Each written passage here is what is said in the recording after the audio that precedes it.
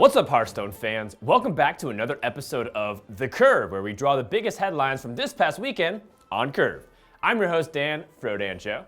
Let's do this. We're almost halfway through the season, and the first set of round robins are almost complete.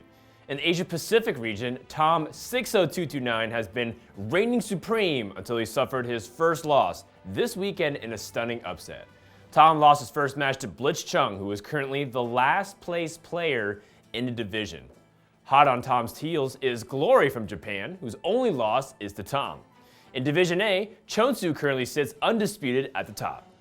The European region went through a roller coaster of emotions this weekend. Previous season winner Fino, who is winless this season, was about to beat Casey on Sunday, but missed his last attack due to the rope fizzling out amidst a myriad of card animations. A visibly frustrated Fino left his webcam briefly to cool off, but came back to accept his defeat like a pro. Equally classy was Casey in his interview as he verbally explained his contemplation of the situation because he knew it was a tough one as well.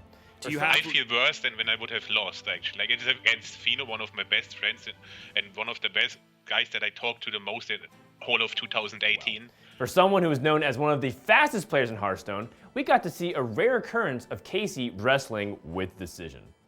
We weren't drama-free either in the Americas region, as newcomer Gallon called out Nalgi Don for his terrible mentality in his winning interview the day before the two played against each other.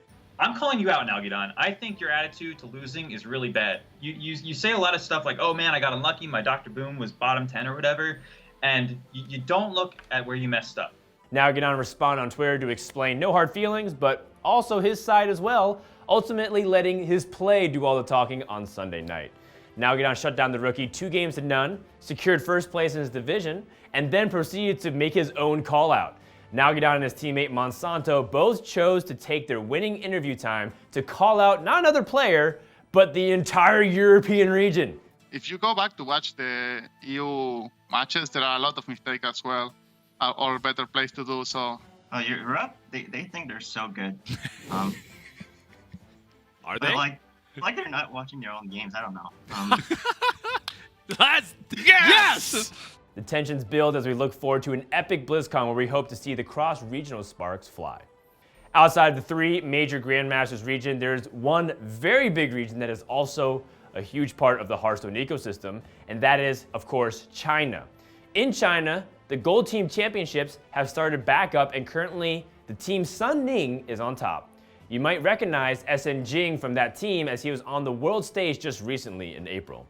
If you're looking for more information on the Chinese Hearthstone region, you can find out all the information at gold.blizzard.cn/GTC. In this week's meta moment, we want to highlight the Quest Druid. The deck has been growing in its popularity, and after not seeing an abundance of it in week 1, it's almost become a staple in weeks 2 and 3. The deck sports lots of legendary cards that have been hotly debated in the professional scene. Arguments both for and against King Feoris have been made, and the same goes for other legendaries like Elise the Enlightened and to a lesser degree, even Cenarius. But no matter how you build a deck, the core of it remains the same, as the completed quest provides very powerful cards because of the Choose One combined abilities. Cards like Hidden Oasis, Starfall, Oasis Surger, Nourish, Wardru Lodi become game changers that can swing the board dramatically in one turn. If you haven't seen the deck in action, check out the Just Saiyan vs. Bloody Face series to see a good example of how the deck can be creatively and powerfully utilized. Another interesting note in Asia Pacific, Shaxi, very insistent on putting Malygos in his Druid decks and going as far as to protect this deck, not like his opponents even wanted to ban it anyways, and still getting the wins. If you missed any of the Grandmasters action, you can check out the VODs on our YouTube page, youtube.com/Hearthstone Esports. Grandmasters resumes this weekend, so don't forget to follow us on Twitter, Facebook, and YouTube. That's it for us. We'll see you in the chat room.